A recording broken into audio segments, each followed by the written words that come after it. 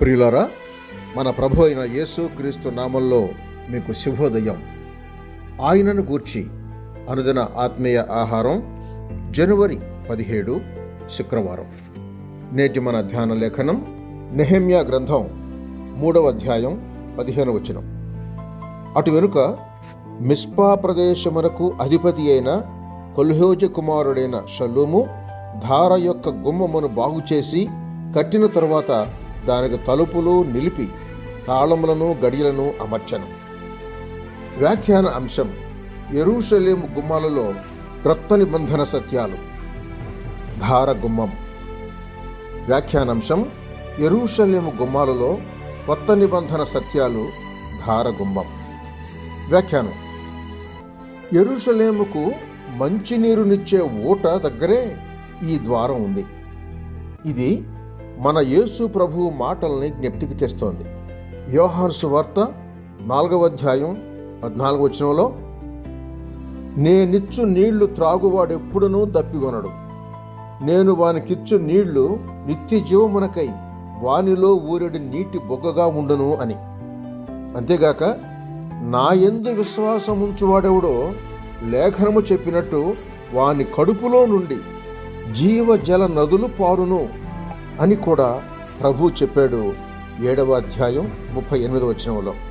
మరుసటి వచనంలో, తన యందు విశ్వాసముంచువాడు పొందబోవు ఆత్మను గూర్చి అతడు ఈ మాట చెప్పెను అని యోహాను స్పష్టం చేస్తున్నాడు. ఊట గుమ్మం విశ్వాసుల్లో ఎడతెరిపి లేకుండా నివాసం చేసే క్రీస్తు ఆత్మను సూచిస్తోంది. రోమపత్రిక 8:9 చూడండి. అటువంటి విశ్వాసి తనలోని ఆత్మ నింపుదల మూలంగా ఇతరులకు ఆశీర్వాదంగా ఉంటాడు. కొరింథీయులకు రాసిన మొదటి పత్రిక 2వ అధ్యాయం 16వ వచనం చూడండి. వ్యక్తిగతంగా విశ్వాసిలో ఆత్మ నివసించినట్టుగా సామూహికంగా సంఘం దేవుని పరిశుద్ధాత్మకు ఆలయం. సంఘంలో కార్యకలాపాలన్నీ పరిశుద్ధాత్మని చెప్పు చేతల్లో జరగాలి. ముఖ్యంగా ఆరాధన అనేది ఆత్మ మూలంగానే తప్ప మనుషులు నియమించిన క్రమంలో జరగకూడదు. యోహాను సువార్త 4వ అధ్యాయం 23-24 చూడండి. సేవకు వ్యక్తులను పంపటం అపొస్తలుల కార్యముల గ్రంథం 16వ అధ్యాయం 6-10 వచనంలో చూస్తాం. అలా పంపిన వారు ఎక్కడెక్కడ ఎలా సువార్త ప్రకటించాలో ఆ వివరాలు ఇవన్నీ పరిశుద్ధాత్మని నియామకంలో జరగాలి.